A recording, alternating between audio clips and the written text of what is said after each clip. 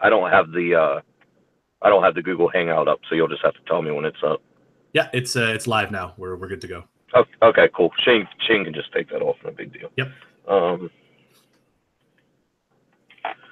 Welcome to the Dynasty One podcast. I'm your host, Carl Safchik, and tonight I am joined by someone who fell asleep with a 10 and woke up next to a bulldog, and that is Jesse Patterson. How are you tonight, Jesse?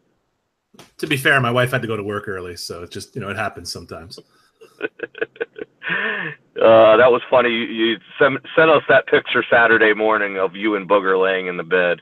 You said, watch how much you drank or something like that. I got a good laugh out of it. That was a good one. Yeah, he enjoys sharing the bed with me when I'm up at camp there, so he was having fun.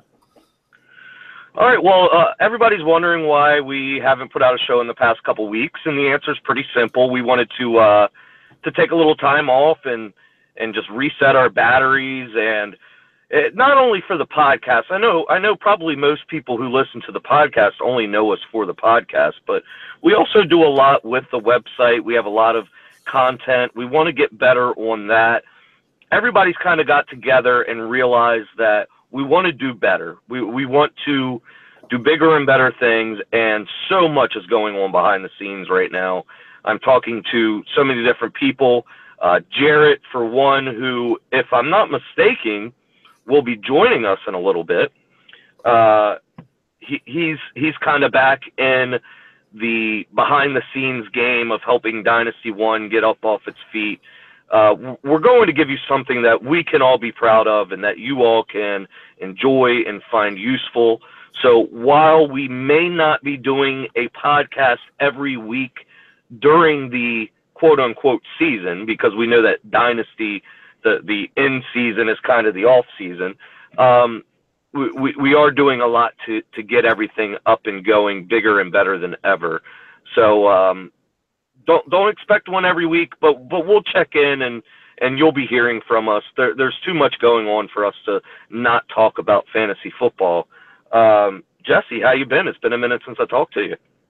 Yeah, for sure. Feels like it's been a couple of weeks since we've been on here. But I mean, with the group chat we have and the team that we're building there, we seem to always kind of be talking football nonstop. So, like you said, certainly we're still coming up with ideas. We're still kind of putting our thoughts out there, and hopefully, once we come back with the website the way that we all want it, it'll be something that everybody can enjoy. Yeah, it's funny because even though we haven't done a podcast, it seems like everybody on the team is more passionate than ever to just do things the right way. It's good. Everything's going to be just so much better when we really get our bearings and get the website up and going, and then we can get back to a frequent weekly podcast. But now that we're up, let's talk some fantasy football. Early season injuries to key Dynasty players are happening all over the place.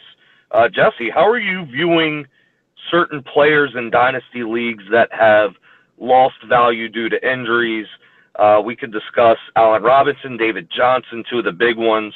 Andrew Luck, we just found out Greg Olsen went down. Spencer Ware and Julian Edelman earlier in the off season. If you want to talk about any of them in particular, or just how you're valuing injured players who may not play this year as a whole, feel free.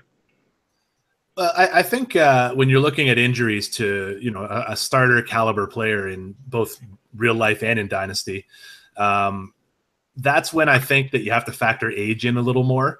You and I both kind of view age the same way. When we're building a Dynasty team, you want a mix of young and old, but you're not not hardcore into just getting youth above all else. So in terms of building a team, it's not as much of a factor. But when you're looking at a guy who's getting injured, then you have to start factoring in the age thing a little more. For example, someone like Greg Olsen or Julian Edelman getting hurt, I mean, this certainly knocks their Dynasty value down quite a bit.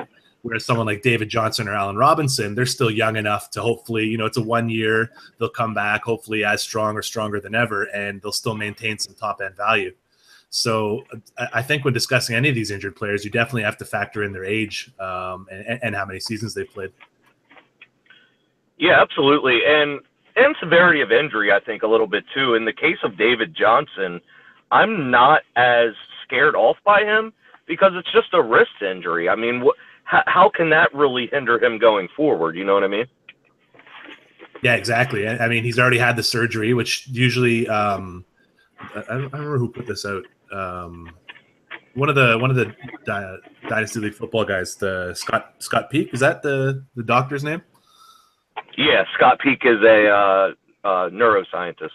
Right. He came out with something on Twitter saying that when a player goes in and gets surgery almost right away, within a day or two of the injury, that's actually really good news because it means there's no, additional swelling, no other damage they have to wait and see kind of thing. It's basically like, yeah, that's the injury. That's what we have to fix. Let's go in and get it kind of thing. So where David Johnson went in right away, got his surgery, Allen Robinson went in right away and got their surgery.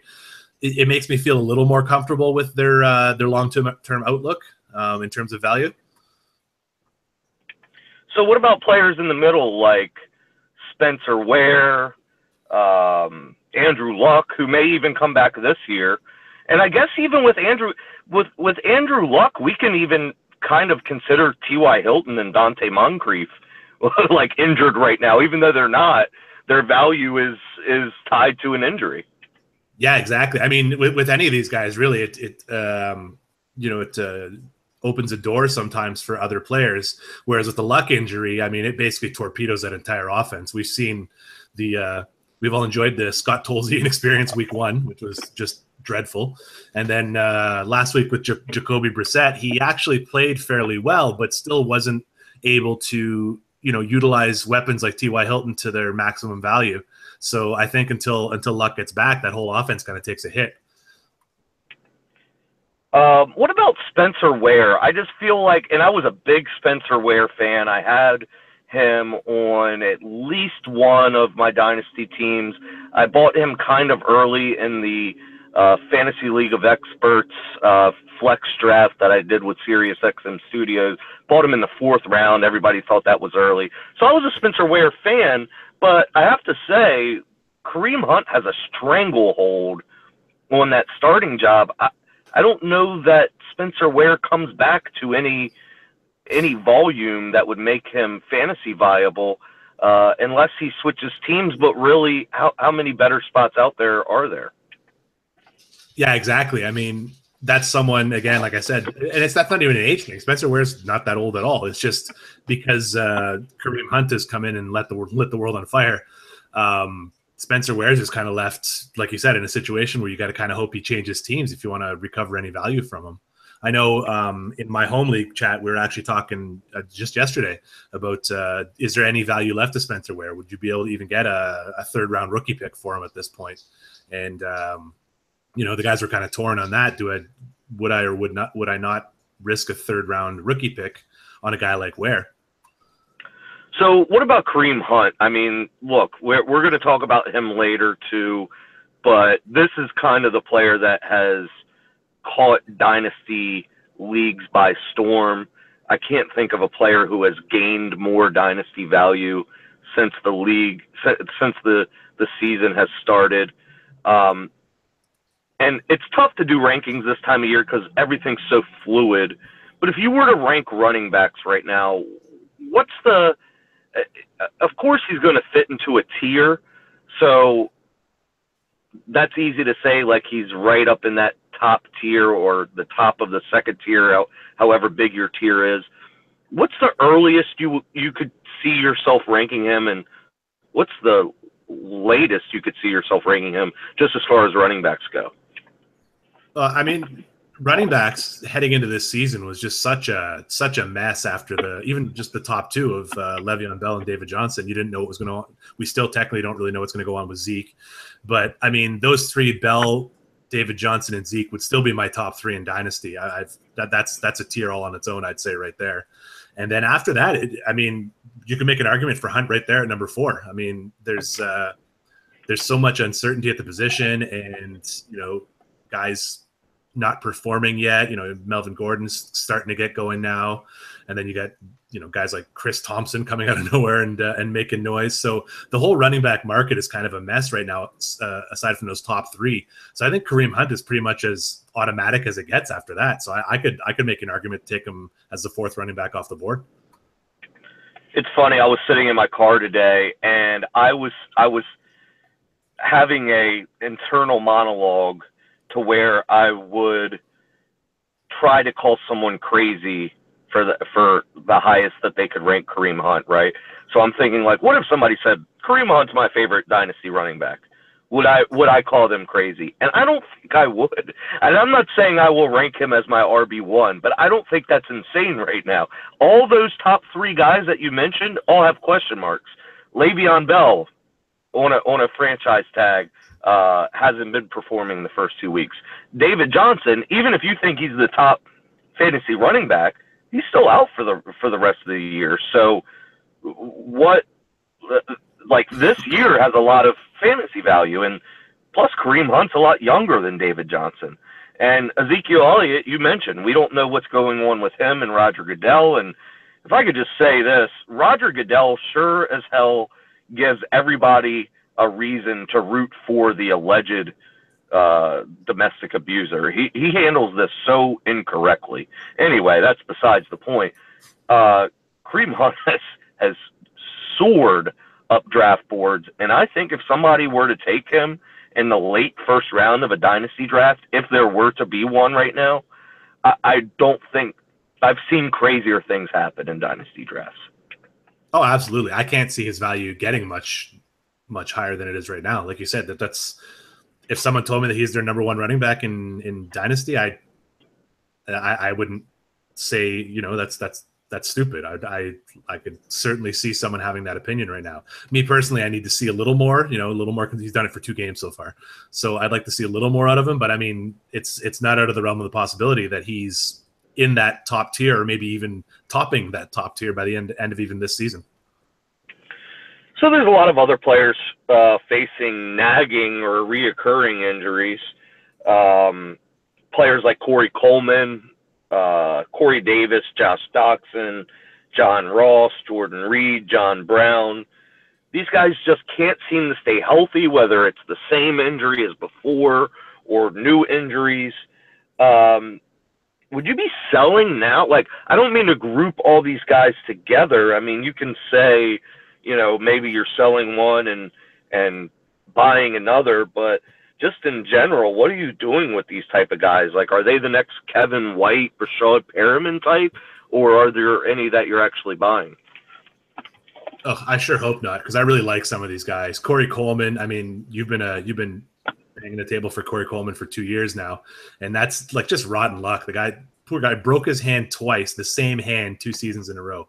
Like, has something like that ever really happened before? Like, just 2 bad luck injuries? I mean, Keenan Allen's had some bad injuries, but they're different places. Corey Coleman had the same unfortunate injury to the exact same part of his body 2 years in a row. It's just a bad break. Yeah, no doubt. And John Brown, I feel like, was it you that were you on when Brandon Marianne Lee came on, or was that someone else? No, I was supposed to be the co-host that one. I missed that one, which was really a kick in the butt for me, because I think she's awesome and I really wanted to talk to her on air. But yeah, her and I were talking. Yeah, her and I were talking about John Brown and Ty Montgomery, about how they have the sickle cell trait, and that can lead to more injuries. That has happened with John Brown now. Ty Montgomery's been able to fight through it. Are you selling players based on that, or you're not a doctor? I'm not a doctor. Jarrett's not a doctor, but it does seem interesting that players with the sickle cell trait keep winding up on the injury report. Yeah, and it's a real shame too, because Brown came on pretty strong in the limited preseason action he was able to do. He was decent in that first week, which was probably one of the only bright spots for that Arizona offense that week. And then now they're apparently looking at a multiple week injury again. I think you can't sell him now because you're basically selling at the low value. So sure. I guess it's just kind of a hold, wait and see, hope he comes back and then gains a little bit of value. And then if you're sick of him by that point, like if you're sick of playing is he going to play? Isn't he going to play? When's he going to get hurt again game? Then I guess sell him at that point when you think you've maybe got some value out of him. So we got 2 weeks in the books, obviously. There's been some huge surprises. I mentioned Kareem Hunt. Michael Crabtree has done amazing so far. had a hat trick of touchdowns just this past week. The Bengals already canned their offensive coordinator. Cam Newton's been struggling thus far. Michael Thomas has been off to a slow start. It was funny because I sit and I watch Football Sunday almost exclusively every week with my uncle. And I'm yelling, does Michael Thomas even exist? And I'm looking, and I thought he might have been just a figment of my imagination up until that point. And I had to look, and then he caught a pass, like on red zone while I was looking up his stat line. And then obviously we mentioned Kareem Hunt. Any of those stick out to you thus far? I think the Bengals one is interesting. I mean, people talked all offseason that their offensive line is going to be bad and blah, blah, blah. And I mean, people talk about offensive lines a lot in the offseason, and then, they're 50-50 right and wrong if they're going to be good or bad based on just adding players, subtracting players, that type of thing. Basically, you can't tell exactly how good or bad they're going to be until the games start. But this one, people seem to kind of nail that one. Anytime I see that offense, it reminds me of actually watching Minnesota games last year. The fact that the quarterback gets the ball and there's already, 3 defensive players on top of him. So I don't know if firing the offensive coordinator is going to make that much of a difference in terms of getting the offense going properly. But I do think that kind of opens the door for guys like a Joe Mixon or a John Ross to get in there and maybe claim a bit more of a role than under the previous coordinator, just because he seems kind of hesitant to give them a shot. So I think that's good for those two guys long term. But in the short term, I could see this team just being miserable to watch all season long. Yeah, I'm not even buying AJ Green in redraft right now. And in Dynasty, like you mentioned, the redraft landscape weighs more heavily on older players. And AJ Green, while he's not old by any means, I mean, he has 5 to 7 total years left. So if one of those 5 to 7 this year is going to be a lost year because of the offense around him, that's a big deal. All right. Well, I have Jarrett texting me. He's very anxious to get on the show. It's been a while since he's been on. I won't tell him, Jesse, that you misspelled his name in the rundown. And he's not going to re-listen to the show anyway, so he won't know. So I mean, we could just call him Jared. Like you spelled it like Jared from Subway, the guy that is in jail now. Directly why I do that. I know he's a big fan of Jarrett from Subway, so he'll love being compared to him. All right. Well, just on the other side, we'll be joined by Jarrett from Subway. All right. Can you DM him the? Can you hear when I'm muting and unmuting my mic, or does it work pretty well? I didn't notice any. Like you're muting while I'm talking, I assume. Yeah, just in case it's coming through. I don't hear any feedback at all. I mean, based on I assume I'm hearing the recorded, content style. And I would hope so, yeah. So. But I'm just muting it anyway, just in case. But you're right, coming. Cool. Well, go ahead and coming in like you're talking on a mic for sure, but like you're a caller on a radio almost kind of deal. So you're a little grainier than I'm used to hearing from you, but you're still coming in clear. I can still hear everything you're saying. So. Okay, cool. Oh, you know what? I think I've told you this before, but I want to get you a good mic. I'm gonna see if Jason doesn't use his anymore. Maybe I'll just see if he can ship you his. Just toss it this way, yeah. So you're gonna DM Jarrett? Yeah, I'm sending him the link right now. Okay, I'll be right back. Yep.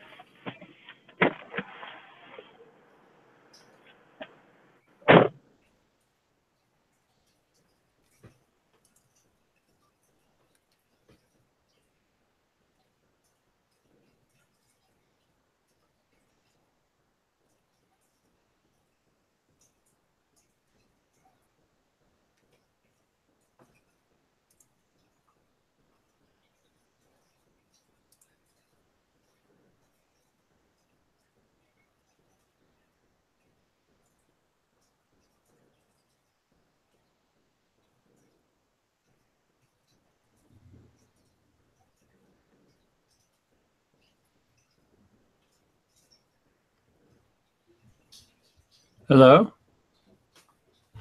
Hello, how's it going? Hey, what's going on? Not too much. Carl I don't know where he ran out to because he was in his car, so I guess he got out of his car or something, but he'll be back in a sec.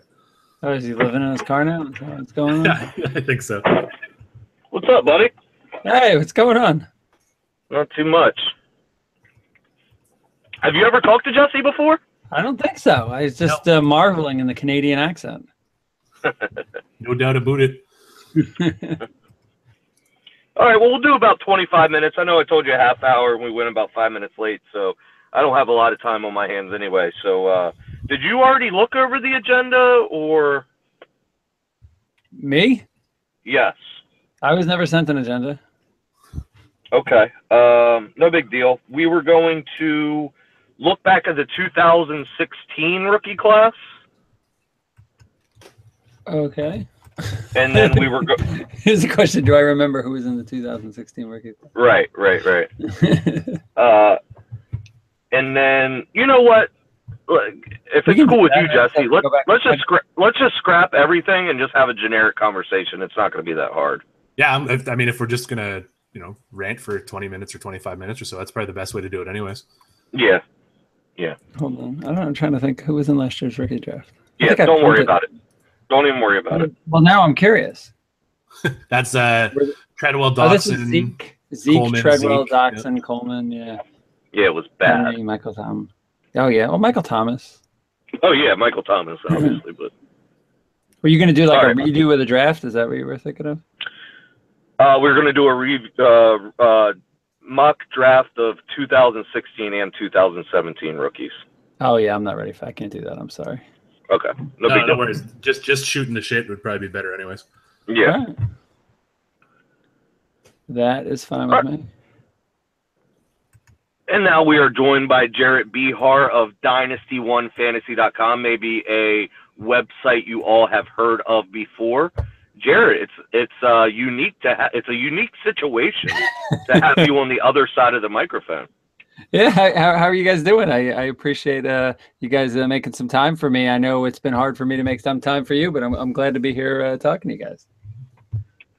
Well, you and I talk a lot behind the scenes, and I've been keeping you up to date with what's going on with the team, and I have to give you box scores every week. You require me to email you the score and fantasy points for every player in the NFL. So, what do you think after I've emailed you all this different information? What do you think about what's going on in the NFL this year and how it'll apply to Dynasty?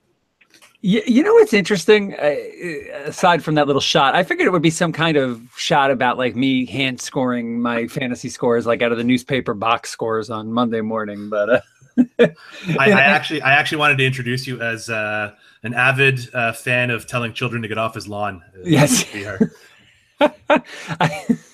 Yeah. So anyway, it was funny. I looked at the that Eye of the Croc parody account came up somehow. I think on I was unfollowing a bunch of people I don't talk to anymore, and I saw that one and it made me laugh. You know what's interesting this year, and I was thinking about this in all my leagues, and I guess it's an extension of how they've loosened up the IR rules. The biggest change to me this year is just how many players are in IR. Like in every league, it's crazy. And I play in leagues usually that have 2 IR spots, and it was rare that you would use them, especially where some of them were contract leagues where if you picked the guy up in season, you only got a 1-year contract on him. So, but now it's like everybody's on IR. It's crazy, right? I think that's where we've been heading for a while. Yeah, I was going to say the last couple of years, it just seems that teams are so much less reluctant to slap that IR tag on somebody. You see someone, they go down, a little minor injury there, and then 2 days later they're on IR. I'm like, oh wow, okay, that's something. Right, and it's not even like if you're in a contract league and you've only got a guy in a 1-year contract, and normally you could cut them. If you have a guy like Danny Woodhead, what do you do with Danny Woodhead? Are you cutting him? Are you holding on? Like, I don't know what people in deep redraft leagues that don't have IR spots are doing with these guys.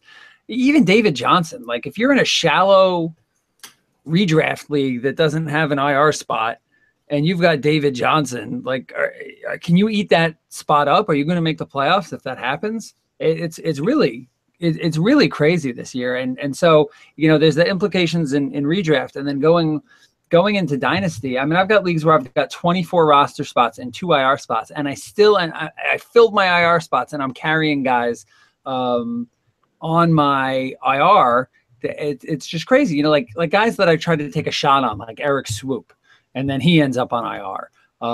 And Carlos Henderson, right? The Denver, everyone thought he was going to be basically what Benny Fowler is doing now, which actually makes Carlos Henderson getting hurt that much more infuriating. The fact that Benny Fowler is catching a lot of passes, and that Denver offense seems like it's a high octane offense. He's on IR.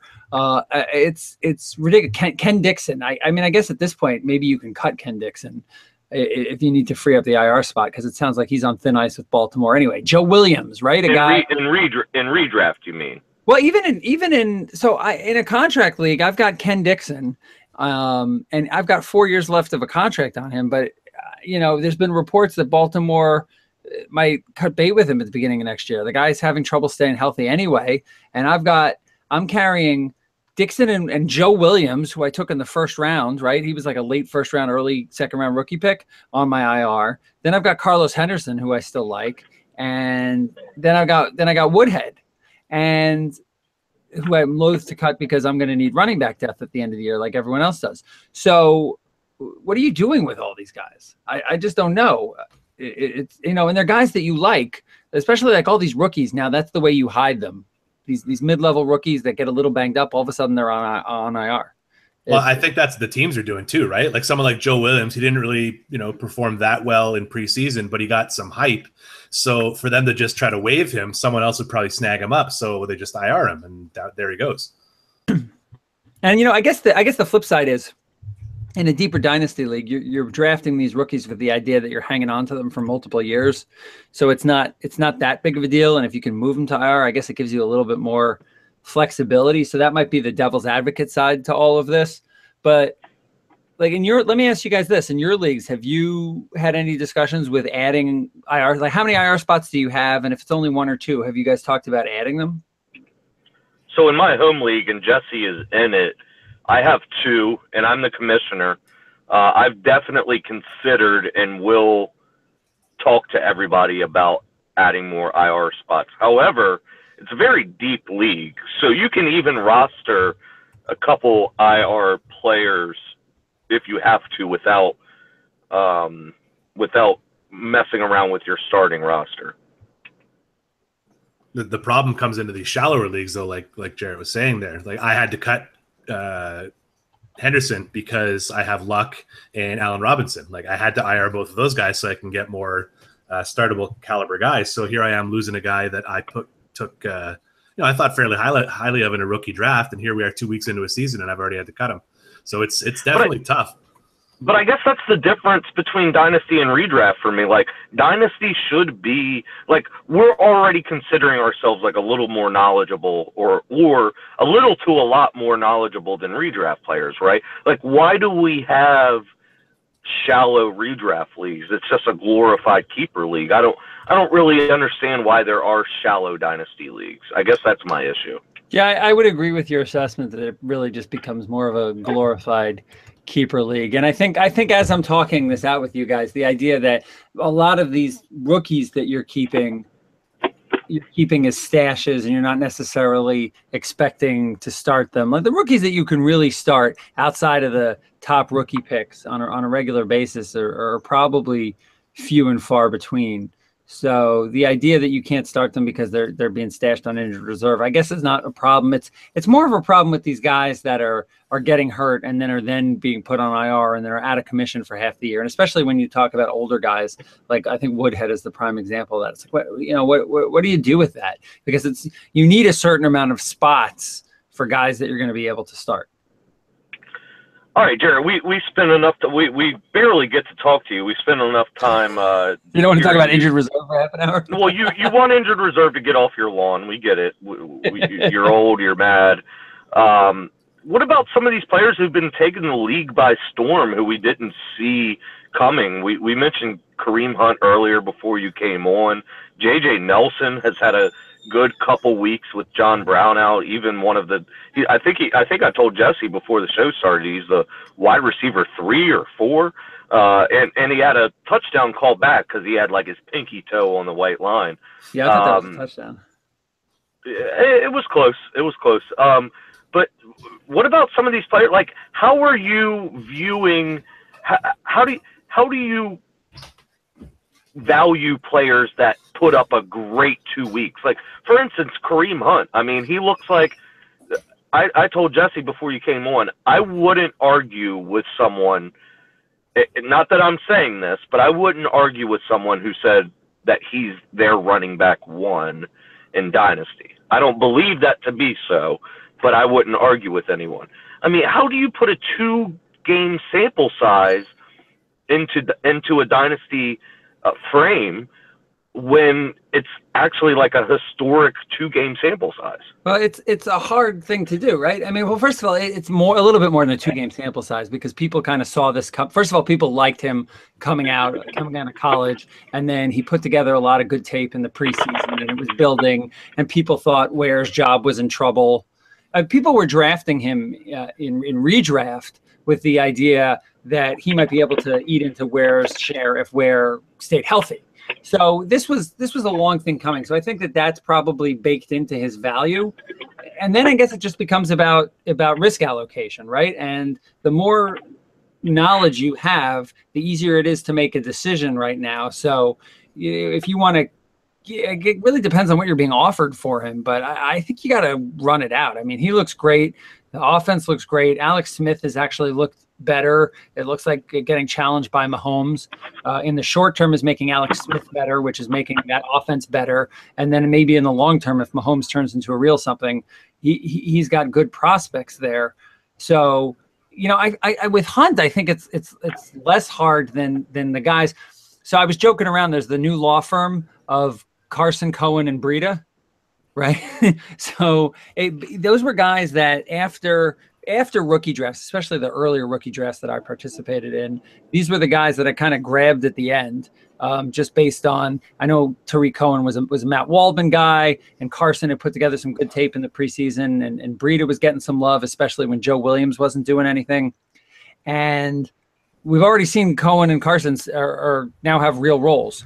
And I think Breida is a Carlos Hyde injury away, which we all know is not an unlikely scenario from having some relevance too. So you've got 2 undrafted rookies and a 7th round pick that could all end up being rookie starting running backs by the end of the year. How do you value those guys? How do you value Tariq Cohen right now? And I think that's the hardest one because he's got a lot of short-term value. But is he just going to be a flash in the pan, which we've certainly seen before, or is he some guy that's going to have lasting value? I'm still viewing Cohen. I picked him up first of all in my dynasty leagues because they are deep. He wasn't available, so it wasn't as if I could just go grab him like in shallow dynasty leagues. In redraft leagues, I was able to grab Cohen in one. As far as Breida goes, I always thought he profiled as an NFL running back far better than Joe Williams did. I mean, it's not even close. Because you have to have some athletic ability to be an NFL running back, and Joe Williams possessed next to none, and Breida has a lot. And Carson, man, that's one that kind of came out of nowhere because they spent on Eddie Lacy, and he was losing weight, and Thomas Rawls was getting healthy, and then everybody loved C.J. Prosise. It's weird because that offense is really held back by their offensive line, and even if Chris Carson keeps up with the volume, I'm not sure that he can do a lot because of that offensive line. So he specifically is someone who I'm lower on than, as far as, people are buying into him. Tariq Cohen would be kind of middle of that list because he does have abilities that Jordan Howard doesn't. and then Breda would be top of that list, even though we haven't seen a lot from him. You mentioned it. If Carlos Hyde goes down, Breda's the workhorse guy. Yeah, there's two things that I think are coming out, and it's kind of, we've seen this at the running back position, because even going into this year, your running back rankings were what? David Johnson, Elliott, and Bell. And then after that, it was kind of a mishmash, right? I mean, who did you really want? I mean, you got people were high on Gurley. He had one good season, then he had a bad season. And he looks a little bit revitalized under Sean McVay, but I'm not 100%. What do you think about him specifically? I'm not a Gurley guy. I don't know. You're not a girly guy. I'm not a Gurley guy. I've never been a big Gurley fan. I mean, I loved his talent in college. He obviously had a great rookie year. He looked more hesitant last year, and I'm gun shy about running backs that are inconsistent like that. I feel like we've all been burnt too many times. Give me the guys that have put consecutive seasons and work together. But I think running backs, and look, David Johnson is a good example of this. Running backs in fantasy right now, kind of like the way it is in the NFL, is a volume business at this point. Like I'd rather have like 6 running backs that were in like the 15 to 29 range than a couple of guys at the top at this point, because it's a war of attrition. And at the end of the year, you don't know what's going to happen. I mean, a lot of these guys could be replaced. I mean, it's really kind of crazy when you think about it. A lot of these running back jobs are held by older players. I mean, you're looking at Murray, and you're looking at LaShawn McCoy. It's just, I'd almost stock up on like Buffalo run. Like anytime Buffalo signed a running back, I might grab him at this point, because McCoy's not going to hold up. He's already hurt, and he was hurt before week 2, and they're going to give the ball to somebody.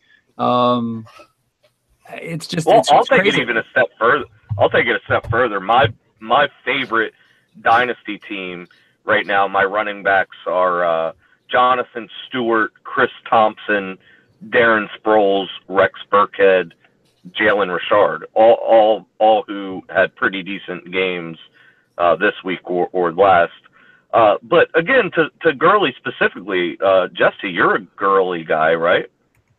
Yeah, I mean, I'm a Georgia fan, right? So I've been watching Gurley. It's one of the few players I can say I actually watched college tape on, because I don't watch that much college football.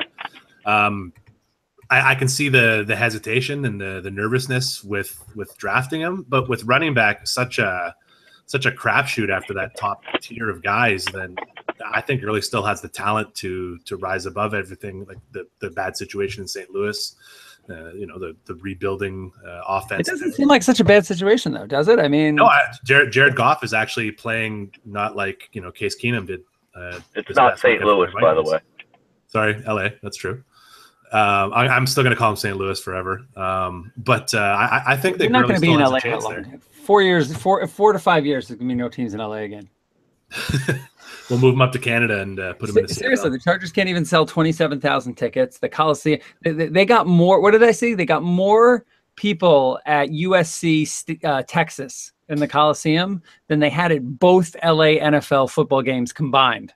Yeah, that's the whole ownership situation and forcing the team to move and stuff like that. It's gross. Crazy. Yeah, the problem with Gurley is I had an offer. Hold on 1 second, Jared. So I watched the entire Rams-Redskins game, and just by judging with my ears, there were way more Redskins fans there than Rams fans.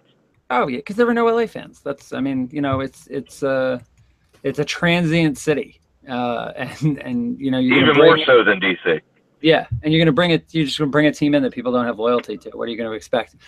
The thing about Gurley is, I was trying to say, I had an offer that I was getting offered Gurley for, to package a couple of other running backs. And it's just, I didn't want to pay that price for him, because 1, he could get hurt. 2, he could, relapse back to the old Gurley. I mean, I guess it's one thing if you earned him, right? If you had the 101 and you drafted him and he's on your team, I could see, riding him at this point. But I have a trouble paying a premium for any running back at this point. I would rather just invest.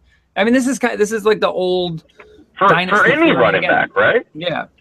Yeah, any running back really, but I really want volume, and if I'm playing in PPR, I want the pass catching backs. You know, it's basically a situation where, like you said, you hope you luck into one of these guys in a rookie draft and just ride him forever, rather than paying the price to acquire a guy where you cobble together a bunch of Chris Thompsons and guys like that, and you still manage to put up victories in Dynasty. I mean, yeah. I mean, even look at a guy like C.J. Anderson. I mean, he was a guy that was he was undrafted, I think, right, or a late round pick. I'm not remembering, out of Cal, and he was on waiver wires and even deep leagues for a while, and it took him a while to pick up. And he's one of the top running backs right now. He's a running back 4, I think, on the year. Kareem Hunt, who was a late first round, early second round rookie pick. Ty Montgomery, who was a wide receiver, definitely on waiver wires. Chris Thompson, that you mentioned, Carl. Gillislee, who floated around on waivers as he journeyed from Miami to Buffalo. Devontae Freeman was a late first round, early second round pick when he was done. And then you've got Fournette, obviously, and then Cohen. So. And even Buck Allen, who I think played 1 game at this point. Yeah, he's only played 1 game so far. And he's up running back 12. Running back 13-12, yeah. Right. And Terrence West is up there too, by the way. So it's just, at this point, just give me a ton of running backs. Eventually I'll find a couple of starters and let me focus on the other positions that I think at this point, outside of guys like J.J. Nelson that you mentioned, capitalizing on injuries, are way more predictable. I feel like running back is the least predictable of any of those positions. Jared, I think it was mid-2012, and you could correct me if I'm wrong, that you and Tim were doing the podcast, and I remember you saying it was so out of the box at the time, and it seems so obvious now. But I remember you saying that your top 4 dynasty assets were wide receivers, and at the time, it seemed so weird for someone to say my top 4 dynasty assets were wide receivers. If I remember correctly, it was Calvin, AJ, Des Bryant, and Julio. But now we're going even further down that rabbit hole of saying wide receivers are more valuable. Tight ends, quarterbacks, whatever we can project further than running backs. And I feel like most people still aren't going far enough down that path. Would you agree? Would you agree that, like, no matter where we are in a consensus dynasty strategy, that the mainstream still values running backs too highly? Yeah, I think so. And even in like I did the flex league, the flex cup this year, that our good buddy Jake Seeley puts together, and this was the 2 quarterback league, and I had the 4th pick, and I had the 3rd pick, and this was while the Zeke was still looking at that suspension. So the first 2 picks were Bell and Johnson, and I'll be honest with you, I probably would have taken Zeke if the suspension hadn't gone. So I think I got lucky that whole thing was floating around, and I took Antonio Brown, because I mean, you look at the guys that were drafted, and like LaShawn McCoy, is he going to hold up? And then a bunch of people went quarterbacks because it was 2 quarterback leagues. But then Freeman and Gordon have been good, and then Gurley. Actually, I got to look at this, Gurley and then Fournette. But okay, Brandon is 2-0, but she took Jordan Howard in the 2nd round. That's pretty rough to recover from. Like Jordan Howard is the prime example of this, I think. I don't know what his dynasty ADP was going into this year, but it was way too high. And he already started to lose work, and then he got hurt. So I think he's the prime example of what you're talking about, Carl. And for the most part, these receivers, they retain their value, they're more predictable, and they have longer careers. Yeah, I don't want to use Jordan Howard specifically because you mentioned there's a little bit of an injury there. But overall, that's part of it. The injury is they get hurt more too, Sure, and you could say the same for David Johnson, obviously. Right. But overall, I think the overall strategy is what I wanted to get back to, is that Yeah, they get injured more often. We know that to be true. There's formulas. There are people much smarter than us when it comes to injuries that have put this out there that running backs get injured more often, and you really don't have to be a genius to see that to be true. And more predictable. Wide receivers are more predictable. So, I mean, when we were looking back in 2012, when Arian Foster, Ray Rice, Adrian Peterson, Jamal Charles, and probably 4 or 5 other guys were going in the first round, the people who spent on A.J. Green and Julio Jones and Jimmy Graham and Rob Gronkowski, those were the people, and even Demaryius Thomas, who has, people forget, who has been great over the past 5 years. Those people profited. The people who spent on Arian Foster and Ray Rice obviously didn't, and Ray Rice is a different case, but I mean, you can even say the same for Adrian Peterson and Jamal Charles, because they dealt with injuries and they dealt with different running back schemes. Jesse, is there any so obviously Jarrett has mentioned a couple things that he's learned this year, whether it be IR spots in Dynasty or whether it be he's heading even more to the zero running back landscape than he did before. Is there something over the first 2 weeks or first, 2 months, whether, you want to consider training camp, is there something you've learned or something, a strategy that you've refined that you didn't know before this past month? Other than deciding that the Giants are a terrible football team from watching their 2 games the first 2 weeks. Dude, Jarrett, what is your team doing, bro? I don't know. I think that, first of all, our coach looks like he's in the witness protection program, so that's not helpful. And you know what? It sounds like Eric Flowers. No. Wait a second. He looks like he's like an amateur mafia. Like he's the reason someone's in the witness protection program. Well, I tell you, I think Eric Flowers actually is in the witness protection program because he doesn't block anybody. They didn't give him any help. Eli made that horrible throw behind Ingram after they got the momentum changing thing. And then Brandon Marshall's totally done. Well, has Eli hit the Manning wall? Do you think maybe him and Peyton? Like we watched Peyton fall off the end of the year or end of his career because of injuries. I got to be honest with you. He's always been this maddeningly inconsistent. He is worse when he's under pressure. He is like Jekyll and Hyde. If you give him time, he can drop a dime on you. And if he thinks you're going to breathe on him, he completely falls apart, which is what happened this year. That being said, they were in that game if Brandon Marshall catches that pass. Brandon Marshall is just completely done. Yeah, he has done nothing to show me that he's still an asset at football. But I tell you, McAdoo's a liability there because I mean those 2 play calls on 4th down, running patterns a yard in front of the sticks were just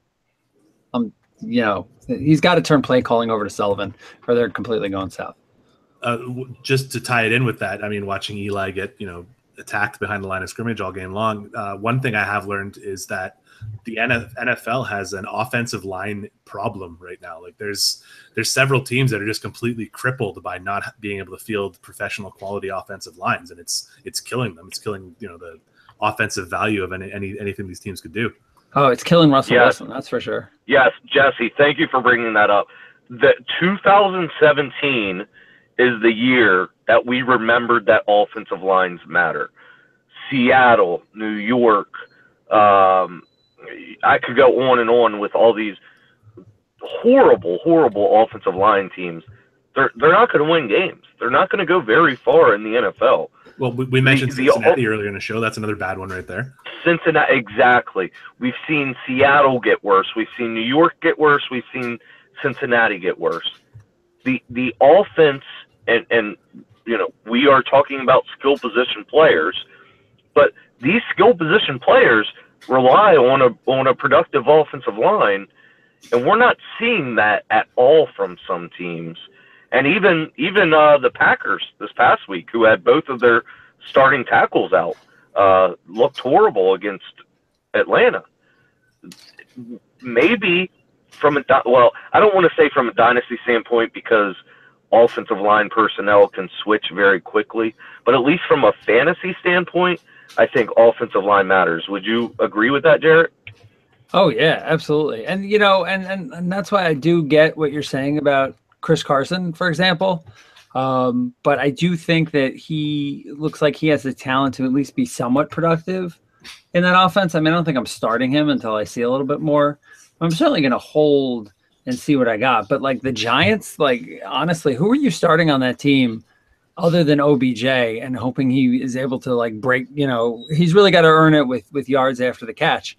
I think he will eventually. I think they'll figure it out. I think you're going to see the same thing with AJ Green, who's had troubles, and he'll figure it out. But like Russell Wilson is a guy that would really worry me if I was counting on him to be my starting quarterback, because he just can't really find anything. I mean, he got a late touchdown pass in that last game that kind of saved it a little bit, but this is going back to last season where that offensive line is just horrible. And it's really kind of killing his value and bringing that whole offense, including Jimmy Graham, who everyone thought was back and has done absolutely nothing over 2 weeks. All right. Well, Jarrett, thank you for finally joining us again. It was great to hear from you.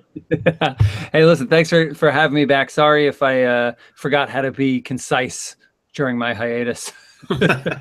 No, you're fine. It was great to talk to you, and it's great to get all three of us together, which is a first, I think, right? Yeah, absolutely. Yeah, it was a lot of fun. I'll have to try to do it more often going forward. But I'll tell you what, I'm representing pretty well in Flex and in Scott Fishbowl. I'm 2-0 in both leagues, so knock on wood, that's going well. Shoot, I lost this week in Scott Fish. I don't know if people who follow us on Twitter not caught that, but Jared and I have made a bet on whoever does better in Scott Fishbowl. The loser has to adopt both Carl and Jason. So I was a 101 Scott Fishbowl guy, so I'm trying to deal with the loss of David Johnson. So hopefully, I did grab JJ Nelson, so hopefully that'll help. Well, ironically, my Scott Fishbowl team is probably my least favorite team. It's my only 2-0 team. Yeah, so there you go. All right. Well, for Jesse at DF_Patterson, for Jarrett Behar at Eye of the Gator, I am Carl Safchik. You can find me on Twitter at Carl Safchik. We'll be doing some shows infrequently during the season, but we'll be back up and running 100% full go during the off season. Check us out at dynasty1fantasy.com. You can follow us on Twitter at Dynasty1Fantasy. You can follow the podcast at Dynasty1Podcast. Thank you, everybody, for listening, and have a good week. All right. Thanks, Jarrett. Thanks, Jesse. Oh, awesome. Thanks, guys. Sorry if I was a little long-winded there. No. You're fine. Just because you haven't been on so long, you have a lot to say. Way to get you on more often. There you go. Exactly right. All right. Thanks for coming on. All right. My pleasure. Have a good night. Y'all have a good rest of your night.